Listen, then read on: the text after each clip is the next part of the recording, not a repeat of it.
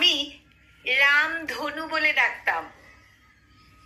বৃষ্টিতে ভিজে ভিজে স্কুলে যাওয়ার থেকে একদিনের মুক্তি, জানালার কাছে বসে শ্রাবণ দেখা, সারা দিন নিজের মতো কাটানোর আনন্দ আমার শিশু মনে ছড়িয়ে দিত হাজার আলো।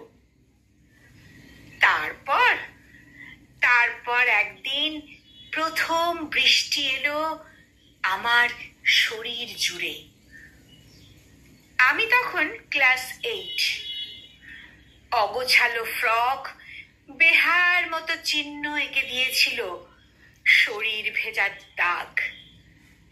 তাই দেখে মা বলেছিলেন, এ হলো বৃক্ষে ফল ধরার সূচনা। আমার অস্বস্তিকর গা ঘিনঘিনে ভিজে যাওয়া মায়ের কাছে আগাম শুভবার্তা। এরপর একদিন বৃষ্টি এলো, মনে বৃষ্টি এলো। এরপর একদিন মনে বৃষ্টি এলো। তখন আমি ক্লাস 10।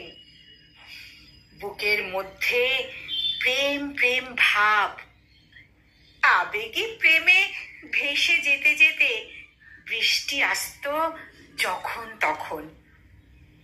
প্রিয় মানুষটিকে একবার দেখতে যাওয়ার বৃষ্টি, একটু স্পর্শ পাওয়ার বৃষ্টি, অভিমানের পাহাড় ডিঙিয়ে যখন সে কাছে আসতো,